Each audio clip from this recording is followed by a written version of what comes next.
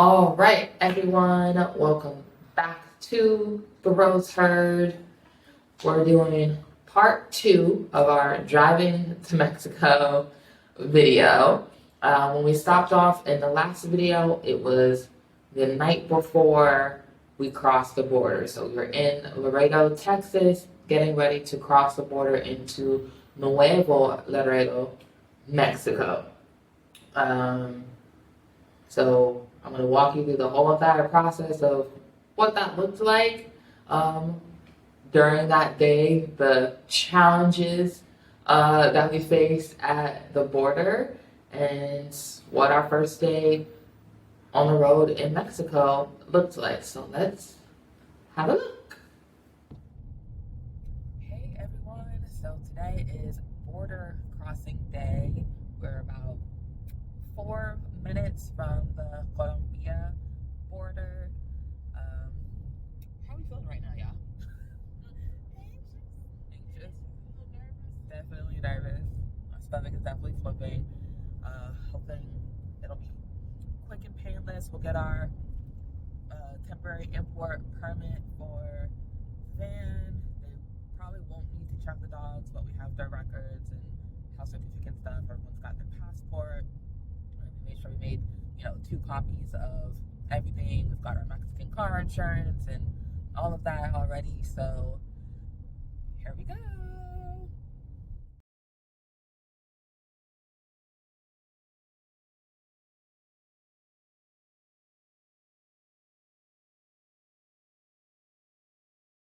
Okay, so we just went through the toll on the US side, and we are about to cross the bridge. Here we go. Make sure we stay on our side when we get a little bridge action.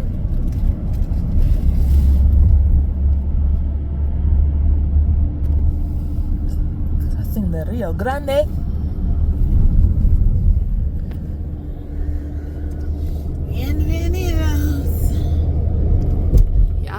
Y'all see it. Bienvenidos Estados Unidos Mexicanos. So we need to go into the passenger cars and buses so that we're not in the truck. Sorry guys, I'm trying to read my Spanish and stuff. Okay, so we are at the bridge crossing. I had to run back out to the car and get the registration and title for the temporary import permit for the van. We already did our FMM here at the border. We did ours beforehand, but as we did not cross when we were supposed to, we had to do it over, which means we had to pay for it yet again. But lesson learned, you can do your FMM right here in the office. So now that we finished that, we're gonna go get our import and then go to customs. All right, here we go. Okay, y'all, so we just came through. It took us a while. As I had mentioned before, we had to redo our FMM and pay for it again since we weren't able to cross the border when we were going to. It took me 5 tries to get all of the things that we needed for the temporary import permit for the van, which is good for 6 months. So when you're driving across the border, you need copies and originals, but you need copies of the title or a letter from your lien holder, copy of the registration, copy of your passport, driver's license, and your FMM. There is someone inside this office that will do copies for 15 pesos or $1. No, está bien, gracias. And then depending on how old your vehicle is, will tell you how much it costs. So because we're in a 2021, it's like $400. But we also have this beautiful thing on the back, which costs extra, and then there's taxes. So in total for the temporary import permit, it was $463, and for the 3 of us to do our FMM over, it was about $108 and some change. I'll put the exact numbers on the screen. We did get picked for inspection, and they took everything pretty much off of this and checked, and they checked on the roof rack and checked inside. They didn't check the dogs or any of our paperwork, so that's cool. And now we're going to drive through, follow that sign for Monterrey. Over there, can you see it? Can you see it? There we go, to the highway, and we're heading to Matehuala for the night. Bye. There's the wall.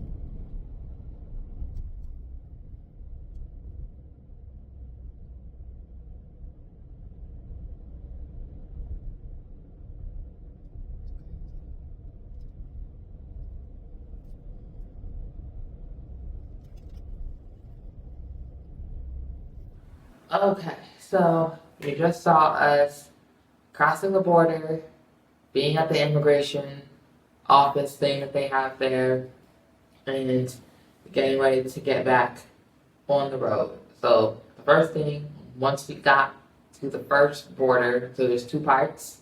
It was the actual crossing and then the immigration. What were you thinking? I guess my first thought was, do we have to do this form over again? And we did. Because we filled it out online and paid for it, which is a good idea. But because of the delay, we had to do it all over again and pay for it. So that was, I think, so I would say, do it when you get there, just in case. Yeah. If you're driving. Yeah, but I think the initially the people I guess they're federal at the border. Which one? The one where we pay to cross, or in the office, or after the office? Before and after. So the lady at the toll booth, because there's a toll you gotta pay first when you cross in there. Then you go to the immigration office and do all your paperwork inside, and then afterwards is the inspection. Yeah. But even with the inspection part, the people seem nice, even though they're so young. they was like 15. like babies. They look real young, and they were afraid of dogs, which was a plus because they didn't take all the stuff on the inside out because the dogs just went like this, and they're like, okay. That's 3 big dogs in there. He was like, he knocked on the glass, and I was just like, and he was just like, perros, and I said, yeah, tres perros, and he was like, and, you know, that when she stood up, and I was like, she started barking, and he was like, that's okay. We don't need to see the inside. Yeah. Because they only unzipped the top and had a look, but the back, they checked everything. Balls. So they opened up all of the crates, you know, that were in there, checked the bag. They didn't open the bags. So I'm like, those are vacuum sealed. Please don't open that up. And then, yeah, we had to put it all back together again. Which wasn't horrible. It wasn't too bad. The part inside the office was pretty easy as well with the form. The hardest part was the temporary import permit for the vehicle, like between my Spanish and the guy's English, which his was almost none. It was just like, okay, what do you need next? What do you need next? Like copies of everything. So like I had mentioned in the video, I was like, if you're bringing your car, how much you pay depends on how old your vehicle is. And then you have to have a copy of your passport, a copy of the registration. They wanted a copy of the title, and if you don't have a title, you need a letter from your lien holder. So thankfully, like, the van was already paid off, so we had the title and all of that with us. I think they also did a copy of my driver's license, but I don't remember. Thankfully, there is a person inside the office that will do copies for you, because I was like, okay, well, now where am I supposed to go to get this done? And once we had our copies, we finally had everything right, paid the guy by card. He, did all the papers, you sign it, make sure you keep those with you. And then we also made sure to purchase Mexican car insurance before we crossed over. I wanted to make sure that the insurance kicked in at least like 2 days before we crossed over, so that we were covered during the trip. Thankfully, we didn't have to use it at all. Quite a few times, okay? But thankfully we did not have to use it. Yeah, and then we just got on the road. So I know Kendra had said in the last video, she drove this entire trip, y'all. So we're gonna do a round of applause and hearts. I had intended to do some driving, but after that first accident and all the other stuff that just kept going wrong on the back, like, I was like, no, I relinquish this role to you. So even before we get into all the other parts, like as the driver for this trip, what was this like for you, like going into it? What was your thoughts of like when you finally knew like, oh, I'm gonna drive this entire country? I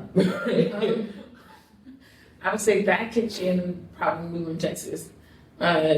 Just because, I mean, I knew it was a lot. And then, well, no, and once we crossed over to the border and really driving the roads and also driving amongst the people as well, too. If you are a defensive driver, you're in good hands. If you're not a defensive driver, you will be by the time you make it through the first state, because it gets real.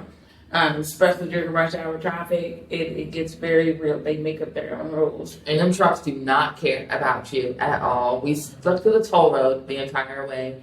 There's a Facebook group called On the Road in Mexico, where they give a lot of tips. I scoured that group for like all of the tips and things. Even some of the places that we stayed at came from other people. And one thing that was consistent was stick to the toll road.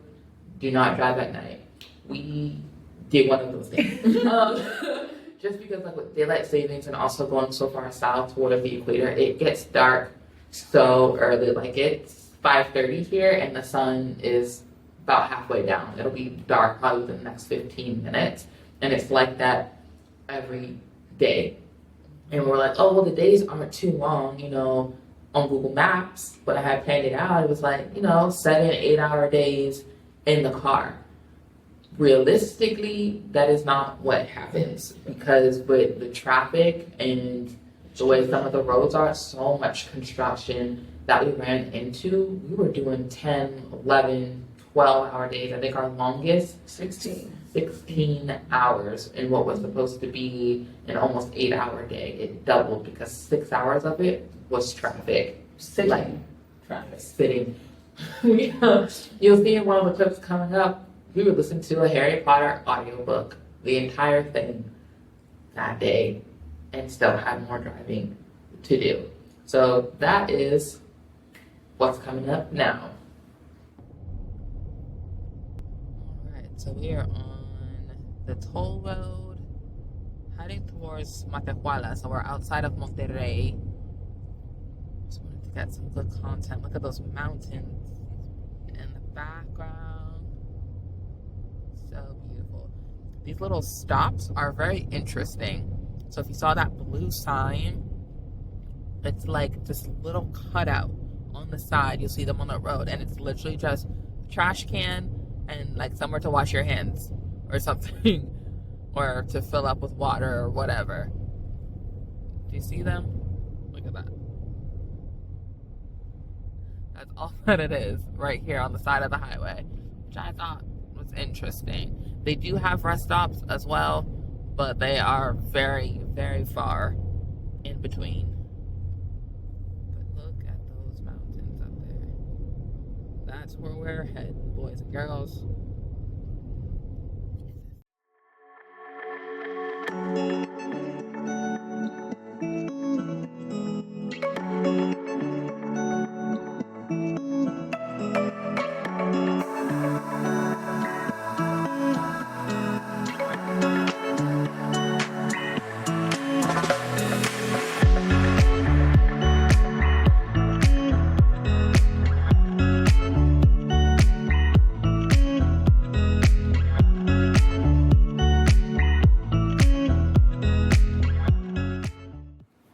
Okay, so now I want to tell you guys about our first stop in Mexico, in Matehuala.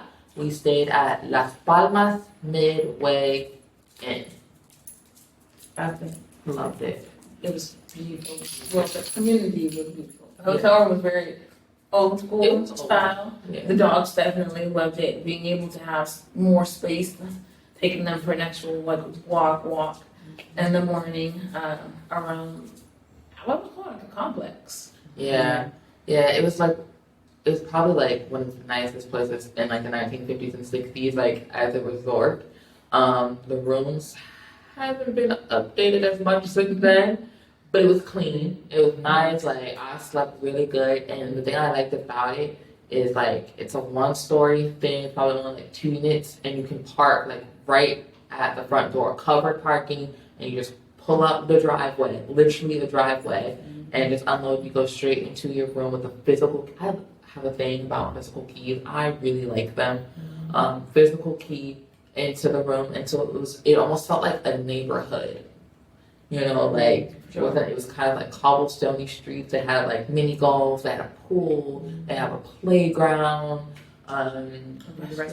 restaurant. Yeah, like all of those things. And honestly, I feel like that was the best day that we had in Mexico. Like the sun was shiny, it was beautiful. That was nice. I would say it was the breakfast. Oh, it was great. Breakfast was so great. The waiters were just like, like we said, Bow ties. and the little napkin over the arms. And it was so nice. I feel like that's one common theme that I have experienced in Mexico. Hospitality is top notch. Yes. Customer service, top notch. You go to a restaurant, if you're at a hotel, if you go into a store, like everyone is always there to help.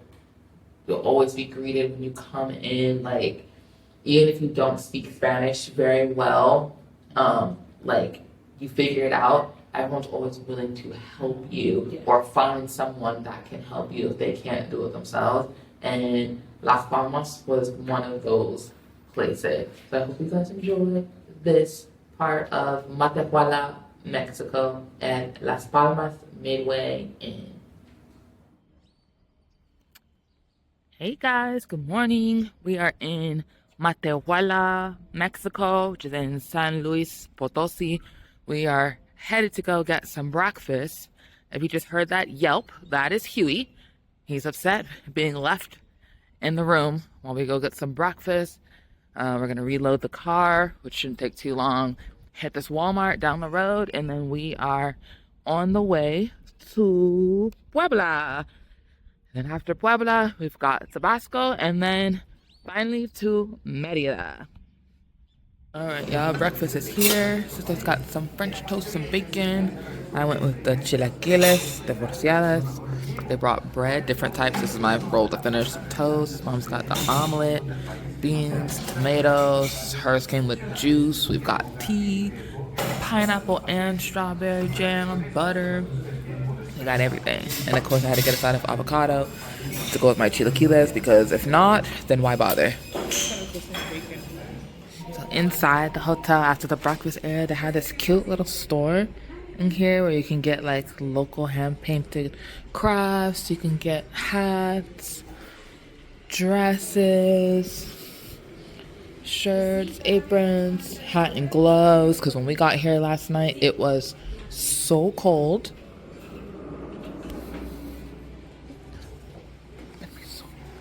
There we go. And then they have the little supplies in case you forgot anything.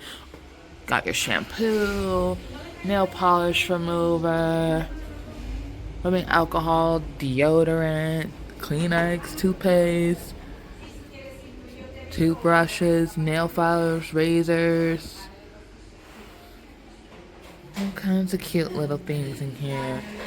Little bags. This one's, you know guys how I feel about the color mint.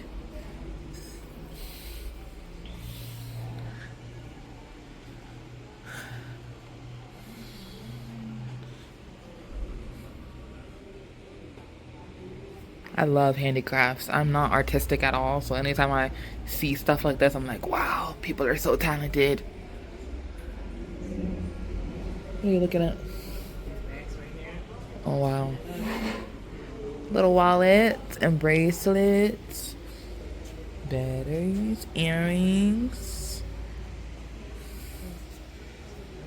keychains, bottle openers, get some postcards. So cute. And this is at Las Palmas Midway Inn in Matehuala, Mexico.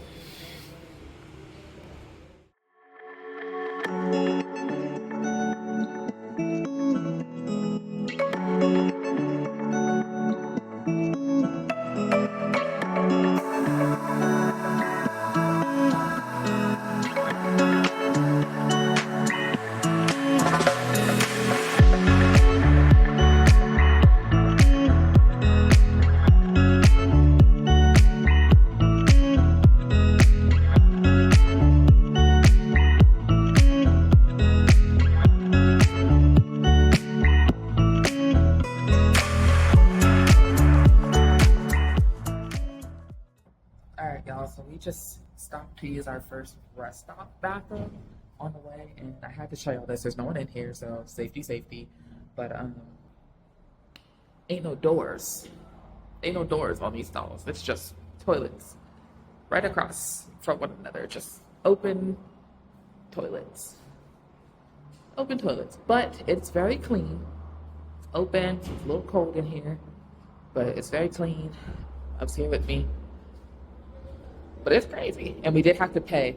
They were out of toilet paper, but you didn't have to pay for. I had my own roll in my purse, but you had to pay 5 pesos to use the bathroom. And now we're gonna get back on the road. Bye. Alright, so we have finally made it to Querétaro. That is so beautiful. Oh, here y'all. I missed the lake on the right, but I'm going to show you this beautiful place.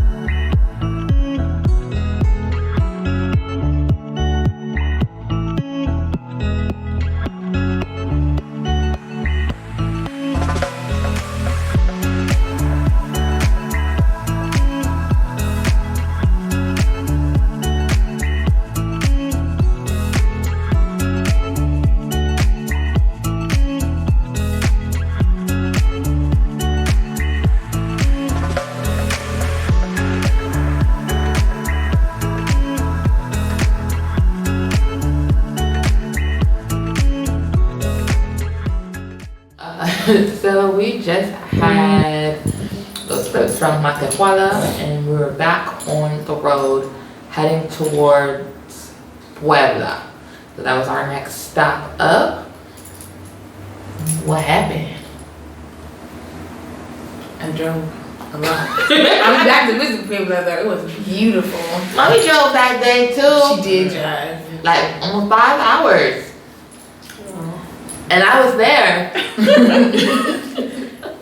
There was the mountains and the little narrow roads and trucks that was giving me panic attacks and all the things, but We did it. And it was so pretty that day It was too. very pretty. Very beautiful day. It was the first time I got a chance to see all of the like landscape as well too, being able to actually look around. And I mean, it's beautiful, absolutely beautiful. Seeing the mountains, the sign crossings were always interesting. Bear crossings, cow We crossings. didn't get there yet, but We saw some of those. the cow ones, yeah. People, bikes. I was like, who is riding their bike up here? And we saw people. Man, they were bicycles. I seen one riding a bike. Bicycles. Oh, I must have missed it.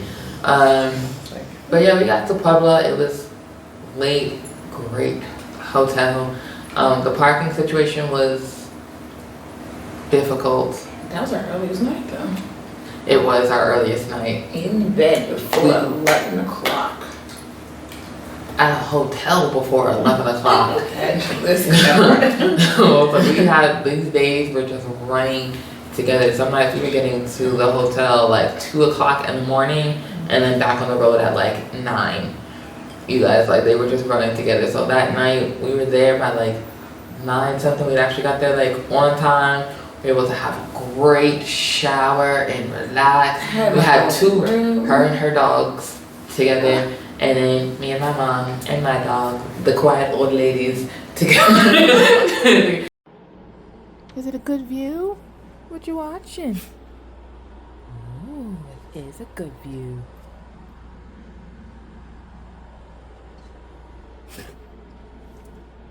We were knocked out. I was like, oh, I had time to like sit in the bathroom and watch a YouTube video before my shower. And it was great. It was one of the few hotels that actually had a fridge in the room. They had water, and then that breakfast. That was great. You do have to add them on. A lot of hotels here in Mexico don't include breakfast. You have to add the package on afterwards, or just go down there. But they had a buffet, and it was awesome. Yes, because it was a mixture of like American and Mexican. So you had chilaquiles and stuff like that, and conchas, but you also had waffles and like yogurt and cereal, and some stuff that they had an area where you could have your eggs cooked to order, like how you liked it. And they also had like some waiters that were there too, so like if you ordered tea or whatever, like they would come and bring that to you and then clear away the plates, whatever that you use as you go up to get more stuff. So I feel like that night we were definitely the most rested. For sure. For sure. It was definitely needed because on the road to Tabasco, when we left that morning, we ran into a situation very, very high up in the sky. Driver 1, how was that fog in the mountains for you, friend? It was low, very low to the ground. And the trucks, so one thing I do like is that when there are situations that are happening and they ride with their hazard lights on, so that way you can actually see people. I mean, this is the super thick fog, right? You're talking about? Yeah. So I mean, even that you could barely see the cars that were in front of you. So everybody was driving really slow. We had some sprinkles of rain as well too. So it was definitely. I say slow. I mean, the speed was probably like 60 miles an hour, and we were going like 15. And they also had tunnels in there as well, which you couldn't see until you were like right upon them. We're like, oh, hello. There you are. But even then there was some fog inside the tunnels as well, but at least it was better because it was surrounded and it had lights going straight down it as well. But a little free from the rain. Definitely scary. It was twisty, turny, narrow. And that part, my stomach was like gripped, and I don't even like being in the mountains anyway. But the fact that the drop off was on my side just made it so much worse for me personally, because I was like, even if you fall, it's like you can't even see where you're gonna fall. It was just a dark death. That's all I kept thinking in my head. And then the somber voice of the narrator for the Harry Potter audiobook that we were listening to, that droll British voice in the darkness. And then it got dark. Yes. During that. And then we stopped moving on the road. But at least at that point when it got dark, the fog had like lifted. There were some other parts in the mountains where we were where it started to get where it was foggy, but at one point we were up so high. We were so high, and there was like just nothing on either side. It was just highway this way, highway that way, and you just know that it's the night sky around you and fog. And so dark. Even with the toll roads, like there's no lights on these roads. So you know you're on a toll road and you're in the mountains, it's just darkness. It's just darkness. Nothing but the lights of your car and the other cars that are up there. So I think that was the hardest thing. Like I said before, they told us not to drive at night, but it just did not happen. If we didn't drive at night, we wouldn't have gotten anywhere at all. It would have taken us way longer to get here because the day is very short. Very. Because the sun comes up so early and goes down so quickly. It's like, wow. Yeah, the sun's up at like 5:15 in the morning and sets at the same time. You got exactly 12 hours and no more. They clocking out of work. The sun is gone. So yeah, that was an adjustment as well too. We thought we would have more time on the road with that, and we just did it. We just did it. Driving, I would say driving at night or at night, because again, really just when the sun goes down is really inevitable. Just because it's a short period of time. I don't know if you really wanted to put some distance on the road driving during the dark. It's inevitable. Unless you wake up way early, because we were on the road about like 8, 9 o'clock. Now, if you get on the road about like 5 o'clock, then you have like a little bit more time, and that'll be your full 12 hours. But that traffic is really what got us. When we started out the day and the GPS says 7, 8 hours, and you've gone an hour in, and suddenly it goes orange, red, 10, 12, well, the time is not moving, and it just keeps going up. And the distance is not really moving either. The distance don't move, but it gets later and later, and we're like, And I was really at that point, really just tracking the time, not by what the time said, how much time we had to get there, but really just in like the amount of miles or kilometers that we had between where we were and where we were going. Because that was really the only consistent measurement. Yeah. And speaking of consistency, our days were so off. Like when we got here, I was like, you guys realize I said we haven't eaten anything. Like a lot of times, like not until I want to say after Puebla, and we were like, yo, we actually have to eat food because we were getting in so late, there was nothing to eat. So we would eat breakfast that morning and like snack, thinking like, oh, we'll just eat something later, but we never did, or something was closed. So we stopped and we had some Church's chicken. And no, that was to Puebla because we had it at the fridge. It was on the way to Puebla. We're like, bro, to the fridge. It didn't. It got stuck in the car. It did. But the dogs enjoyed it for the next day. But yeah, I was like, we had to eat. I was like, we have to stop and eat before it gets to that point, because we were in Matehuala and I was like, oh, I've got some Ritz crackers in my backpack and a swig of water. Yeah, that was dope. We have Ritz crackers and water because we got in at 2 o'clock in the morning and we're like, I will look forward to breakfast, and we kept doing that. And we're like, nope, we have to eat food. We have to eat food. Because OXO cannot sustain us for the rest of these days. I think I drank more caffeine and soda while we were on the road than I think I ever have. Yeah. And that's pretty much all we're doing. What you doing, water? Pepsi, or tea. Pepsi, Dr. Pepper, water, and like a little snacks here and there, a lot of mint balls or whatever. But I was like, we really had breakfast and snacks for like a week. So that was definitely hard on the body, especially if it's like you're not eating anything and then you're not sleeping enough or even well, you're not properly being hydrated. in this position for hours and hours and hours, your body is like, oh, we're going to do that. I mean, my knee was swollen up for days. Yeah. I know at one point we were in traffic, you just put the car in park. And we were sitting there and she was just like, I gotta stretch out the leg. And we were just parked in traffic on the highway. And we actually had quite a few times like that, as you guys will see right now. By his mother. The room outside at all, but another boy lived in the house too. Yet Harry Potter was still there, asleep at the moment, not for long. His mouth itching as a thing, and it was her shrill voice which made the first noise of the day.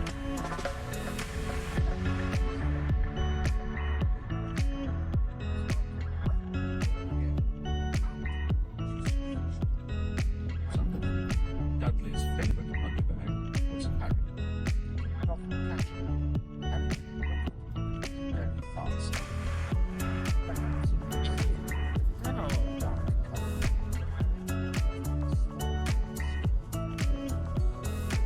Small and skinny as the bed was,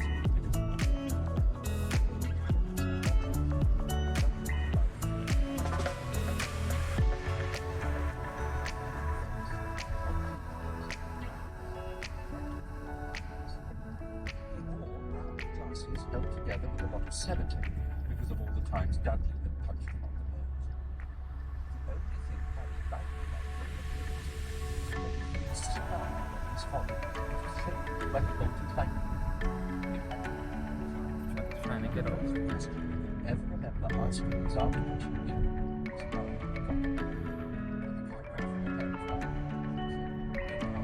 Yeah, so the second one that we've been through.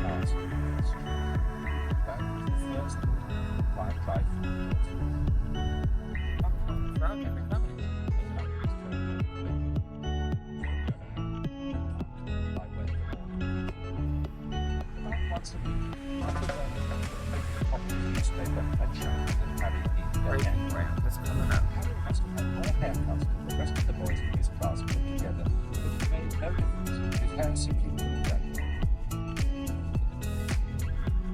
Harry was surprised then by the time Dudley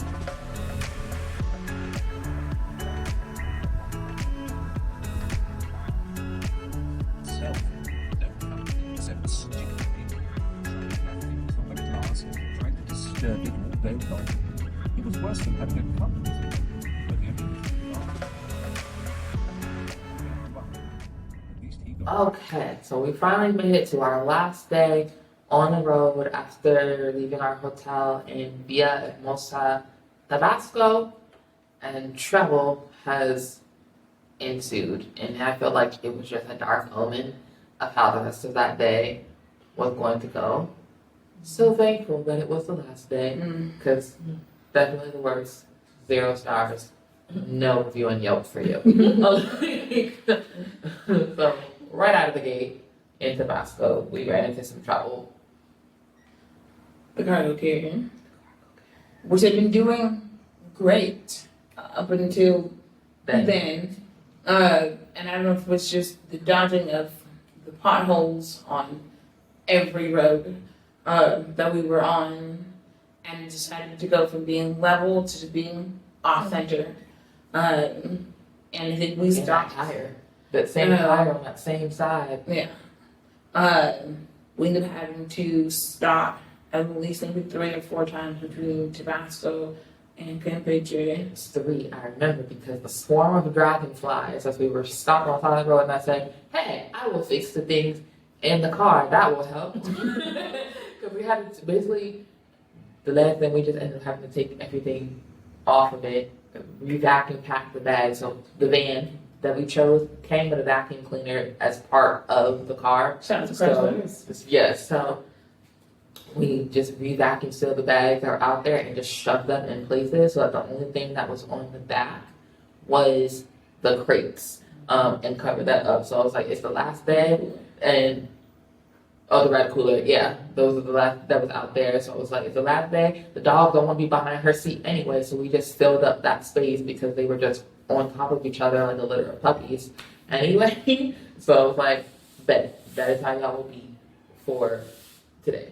So between that, the tarp kept trying to cut me off, and having to, and it started ripping. And at one point, it had frozen so much. It had road burn off. And having to like retie it a couple of times. We ended up stopping. People were trying to stop us on the side, like on the road. We pulled over, and one guy came and he helped me retie the tarp to the main hitch, so that way it would stop coming off. And he did a really good job at it at first as well, too. But now we're gonna take you on a road with us to Campeche. Also, do not recommend 0 star. Do not drive.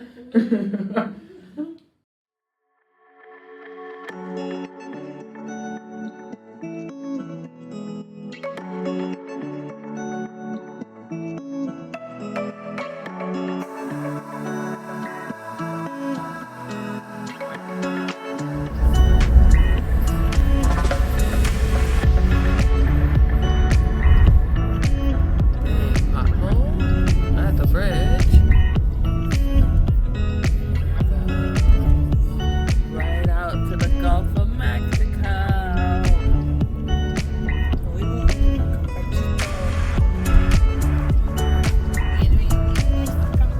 Campeche, we're one state away.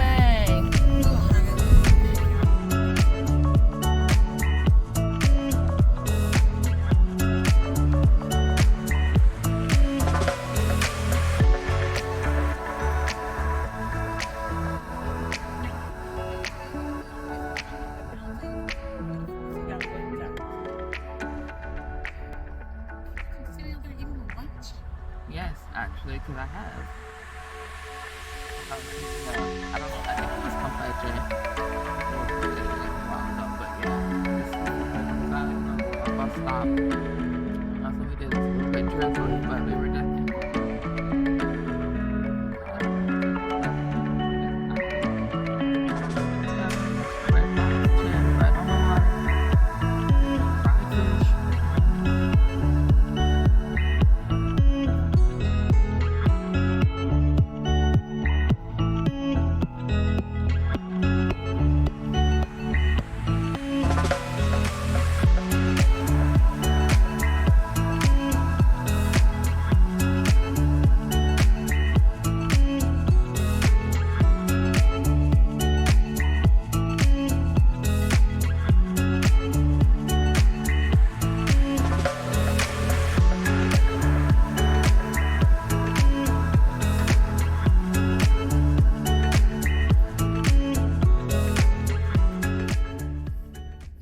So y'all just saw the beautiful Campeche, but what you didn't see was everything. Campeche, horrible. Never go there again. I feel like that was literally the worst part of that day, of the worst day. Campeche was the worst part. Of the whole trip. Of the whole trip. Never do it again. I think I did out all the issues that we had. I was just like, this van will never see another country ever again because it lives here now. Because we're not driving through Mexico ever again. It was the worst. There were parts of Campeche, especially since we got closer to the coast, that were really pretty. Like the atmosphere was pretty. The beach, from what I could see while driving, was beautiful. The issue lied with the lack of road. I mean, when I say lack of road, I mean potholes that, you can put a body in. Couple bodies for some of them. When you're driving and you see people have their hazard lights on. In the daytime. Because that's a warning to people who are behind them. And, there was a section of the road that we were driving in where it's supposed to be a 2-lane road, but it's become, a 1-lane road because half the road is missing. And so even like the semi trucks and the dump trucks, they're trying to go around. I would definitely say I definitely learned really good about the spacing that the van has. So people to fit myself to a car that's parked on the side of the road and how close or how far I am away from nothing on the ground. As well too, I'm just really learning how to dodge, potholes on the ground. That's one issue we ran into. There were just so many on the road traveling in Mexico. One of the tires ended up with a bubble in it on our last day that I just so happened to see when we were still in Tabasco, trying to fix the tarp. And so to understand that having to now be even more mindful, because if that tire hits a pothole heavy, it has the ability to blow out. And we are in the middle of nowhere, for a good portion of the drive as well too. And then also once we finally made it past, the narrow strip of coast with the terrible roads, then we started having tarp issues again. So in the town, people kept flagging us down. We ended up stopping at a gas station. So having to redo the tarp as well too.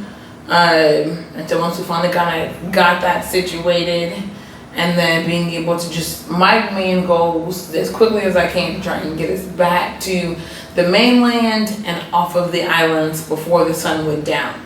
It did not happen. Like I said before, driving in the dark, realistically is almost inevitable if you're looking to cover distance versus the amount of time that you're trying to be on the road. Right.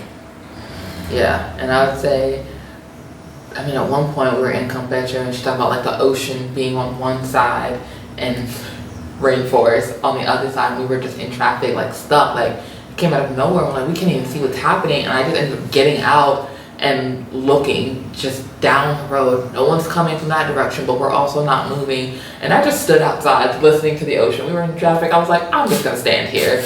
And then I came back in because I was like, what if something comes and gets me? Kind of gets me out of these trees, because it could be anything. We've seen driving like in the daytime, tarantulas crossing the road, Snakes. In other adventures, there are snakes that will be on the road in the daytime as well too. I remember someone had posted a video, I want to say it was like Yucatan Today or something like that on Facebook. There was a jaguar on the train tracks for the Maya train. No, no, yes. I don't do wild things. She asked me, she was like, hey, you want to go camping? And I was like, Yeah, they had a weird on another adventure. And they have a glamping area where you can go glamping in Quintana Roo. No thanks. I'm okay. Hotel me. So yeah, that was a rough day, and then at night, and then at one point the road started to get better. And finally, we were about an hour and a half away from Merida, about to cross over, and we got stopped at a checkpoint. So this was our second time being stopped by the police, or one was police because he chased us down with the lights. But we had all our paperwork in order. He apologized. He let us go. That was earlier in the trip. This one felt different from the beginning and did not go well. A lot of it was in between Google Translate. Basically, they said that we were in violation because the dogs were not in containers inside of the van, like a crate or a kennel or whatever. And so the fine was 3,000 pesos. I'm like, it's our last day. The only cash I have is for the toll. I don't have 3,000 pesos. So I was like, okay, well, what do we do? Because we don't have crates. We don't even have space for crates if we had them. And we've driven the entire length of this country without them, and no one has said anything. And so I'm like, okay, well, what do we do? And he was like, it'll be a ticket. And he was like, but I don't have to get my supervisor. He was like, if you want to show your gratitude. And I was like, what do you mean? Problems. Yeah, that was the second one. He was like, if you want to thank me from the bottom of your heart and not cause any problems. So when he was like, not cause any problems, I was like, thank you on what way? Because and my sister Claudia was like, is it an ass or cash type situation? And I was like, I don't have 3,000 pesos, so, because he was like, we can let you go. I was like, okay, so what do we do from here? Because I don't have 3,000 pesos. And he was like, what do we do? He said, well, I can take the dogs for a walk. I'm like, what? Excuse? Take who dog? Whose dog? I would love to see you try, because even in her old age, you're not going to take Mariposa anywhere. She don't do strangers. We don't do new friends. Like, that is not her.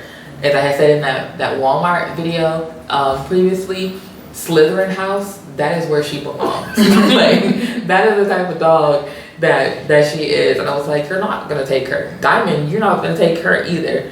Huey would be like, what are we doing, friends? We're going on an adventure in the trees? Great.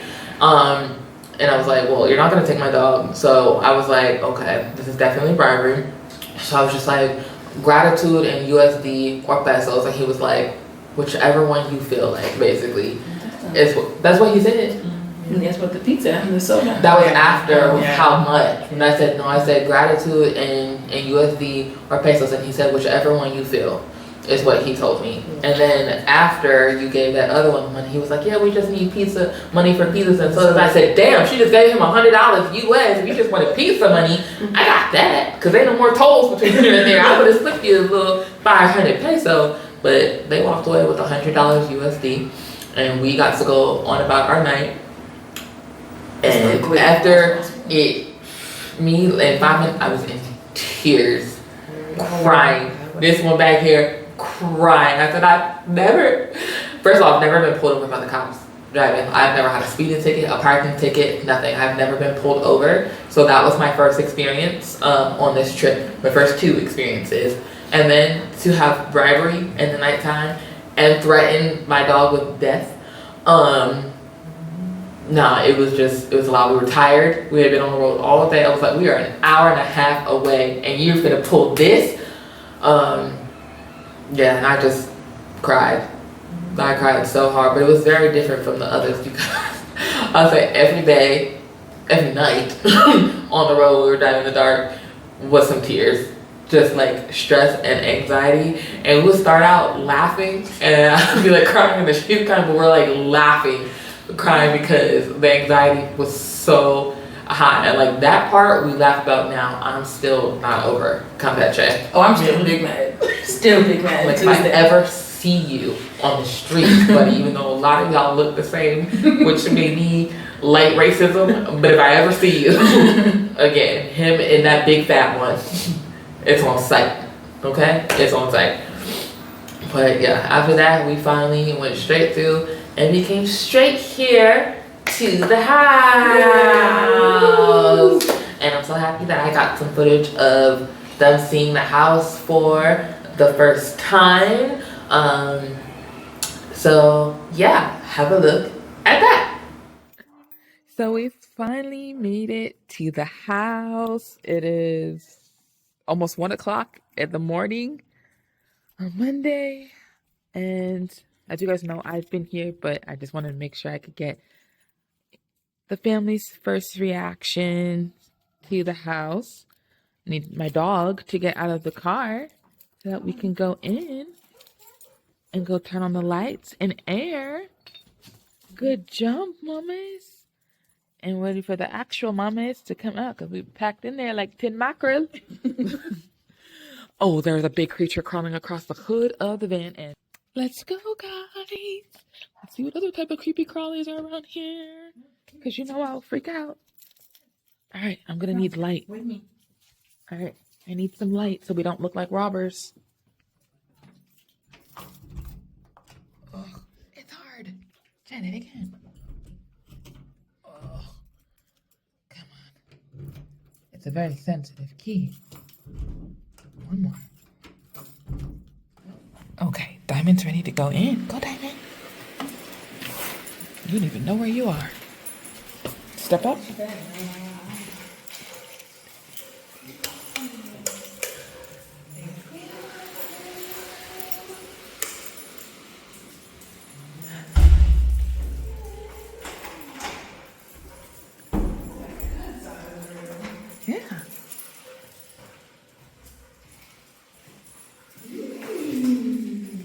Okay, well, if you're gonna do that, close these. Creeper.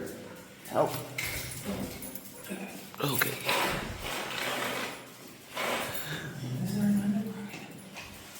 Okay. You coming? Ooh, there's something crawling on the floor. Kill it with fire. Didn't quite kill it. Alright. Alrighty. Here's the kitchen, guys. It's got the counter space and cabinet, sink, burner, stove. This is where the fridge will go. There's another thing crawling there, like a centipede thing. Okay, we can store. Dog stuff. Yep. Okay. So this is the dining area. Here's the living room. This goes to like a little storage area out here, and you can see the window to grandma's shower. Do you want to go out there in the dark? Kendra wants to go outside in the dark.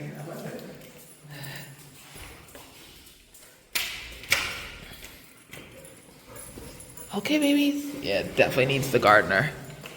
Come on. Come on.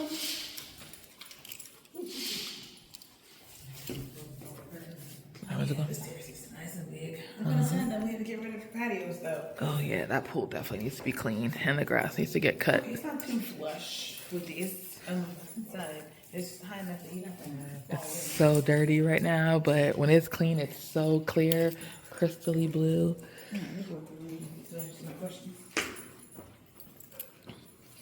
Oh, this thing's running in the water. What? Something moving. Oh, I'm sure. That's why I told you. I'm like, Stop. what did you run after? Don't drink it. Come on. Freaks.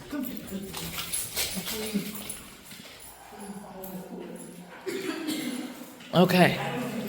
So this is the half bathroom. This is the downstairs half bathroom.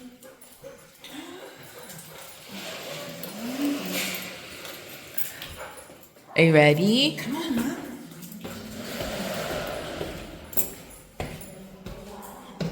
Hoopy. Don't run. This Kendra's room. That's Kendra's room. This is your room, Mama. Turn the light on.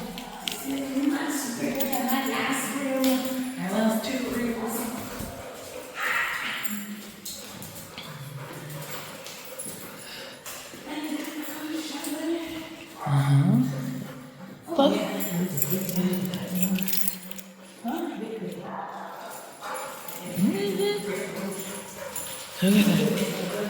Okay. Come on, Boo. Here's Chloe's room.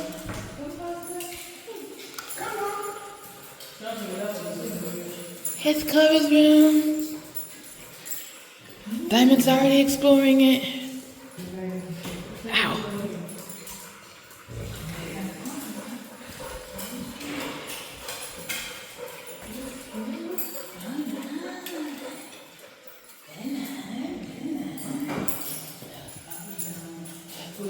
Psst, Mama.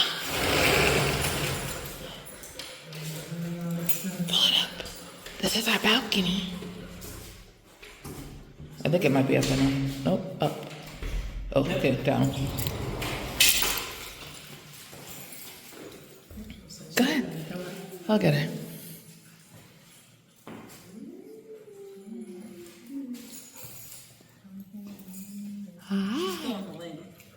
That's okay. And here's my room. She went back down.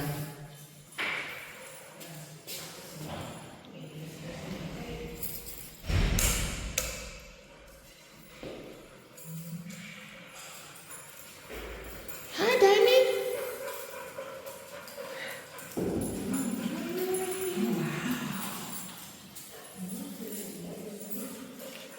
Don't hurt your feelings in there. That's the toilet. The shower. She ain't got enough clothes to fill this. We'll share. So, we had our first night and day, which was the exact same thing, in Merida. Hoopy has made an appearance here. Yeah, we got to the house at like 1 o'clock in the morning. Pretty much just unloaded everything. Got that cargo carrier off off. Put the doggos back in, and we went to a hotel for the night to sleep, like sleep. Like we didn't even go to breakfast. I mean, we tried to, but not really. I forgot how humid it is in the Yucatan. The sweat is literally pouring out of my body, but we made it. We made it. 4 hours of sleep, thanks to this guy right here, exhausted. Also, we're going to go upstairs and change clothes and I put them in the car, because gross. Feeling very, very gross. But we're in Merida! Yeah, and we just came right back to Did we eat breakfast? No, because we went down there and it was the Did we eat that morning? we ate lunch, finished brunchish. Yeah, because we went to Burger King at the Home Depot, but we had to go to Home Depot and get a broom and stuff like that. We had Burger King. We had Burger King, y'all. That's what we had. Yeah, with the dogs in the car, and then we came to the house. And just started like cleaning everything out, airing out the house, and The bugs. all All the bugs. So many bugs. I didn't put my foot down. Yeah, but so first night when we got to the house, it was y'all's first time seeing it. What did you think? Baby Pig's great. Yeah, good house. Thanks, guys. So when they say picked great, in between our exploratory trip in June, I came back here in August by myself to secure housing for us. So I'm the only one that had actually been here until that night that you guys just saw. Please hold while your party's being reached. Boy dog. There we go. Yeah, so that was their first time. What did you guys think of the house, though? It's beautiful. Absolutely. It was beautiful. It's a nice house. Absolutely. Very, very nice. It's on room, bathrooms. Yeah, that part. We've been sharing rooms and sharing stuff for a while. Almost a year. And I think We didn't share no room for a year. We shared bathroom, No, though. I'm talking about We, overall. we've been sharing the room for a week. Almost 2 weeks, yeah. So being in one room, sometimes beds. We just alternated beds. And note that queen size beds aren't usually a thing. Sometimes in the rooms here in Mexico, you either got a double size, and you might have 2 doubles, or a king. One hotel, we had 2 like full size or twins. I'm not quite sure. I think they were twin size. But the Holiday Inn? No, it was it a holiday? In Villahermosa, Tabasco? Yeah. Yeah, when we had to go to McDonald's because the room wasn't ready. And I was like, what do you mean the room will be ready at 4 o'clock a.m.? I'm tired. And I think that was also why that day also sucked, because we got on the road later because our room wasn't ready until 4 o'clock in the morning. Yeah, that was second to last night. Yeah, it was a lot. Wasn't great either. Huh? The breakfast wasn't great either. It was okay. I had chilaquiles, but now I'm off chilaquiles for a while, you guys, because so much of it on the road. But overall, I would never do this trip again. Well, I mean, the amount of money we spent on shipping and, I mean, rental cars and U-Haul and we could have just sold everything and just bought a new down here. For what we spent in hotels and gas. Well, maybe. We'll get to that in a bit. But I don't think we would start over. I mean, there was a lot of stuff that was just like irreplaceable. And, you know, that we had. So I don't regret shipping stuff at all. And like, yeah, we had spent money, but it wasn't like as much. But with the dogs, they can't fly. And I was never not going to. Not have my dog. Exactly. So yeah, but overall, I mean, there were a lot of aspects of the trip that I enjoyed. We had a lot of adventures, especially like when we kept running out of money for the toll. And so Kendra and I had to go on quite a few walking adventure, leaving my mom in the car with the dogs in some random parking lot as we go to find an ATM. Because you will not find them. Like a lot of times here in the States, if you go to like a Wawa or 7-Eleven, whatever, there's an ATM inside. That is not the case here. None or of you them. can get cash back at a lot of stores. Yeah. Well, a lot of them here, they do that. It just wouldn't with this particular card or like with a U.S. card. You're not going to get cash back on your items with a U.S. card. So you have to go to an ATM.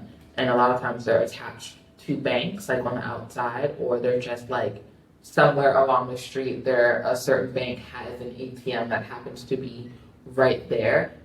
But you have to know where they are, because a lot of them you can't just like Google Maps an ATM. You'd have to Google Maps a bank and then see if they have an ATM that's open.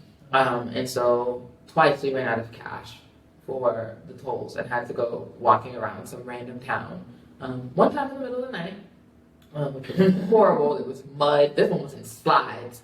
There was so much mud and walking. And I was like, next time I said, put your sneakers on, because they sent us from store to store to store to store. We just kept walking up the road and walking up the road until we finally found one. And I was like, we're getting extra money because I'm not doing this again. The pesos, yes, I said the pesos will always get more than what you think that you need. If you think you need 500 pesos, you need 1,500, just in case. Just do it. Make sure you have the money, because Mexico is very much a cash society. Everything is cash, so make sure that you have it. The tolls, cash. A lot of purchases, services that we've been learning, like along the way, cash. So I always make sure that I have some. Like I go to the ATM at least like every once in a while to make sure that I have something on me, just in case. But wrapping this up, after our adventure, almost 2 weeks on the road, what are your final thoughts about just the trip? I wonder how much my dogs sell for, because I'm never driving again.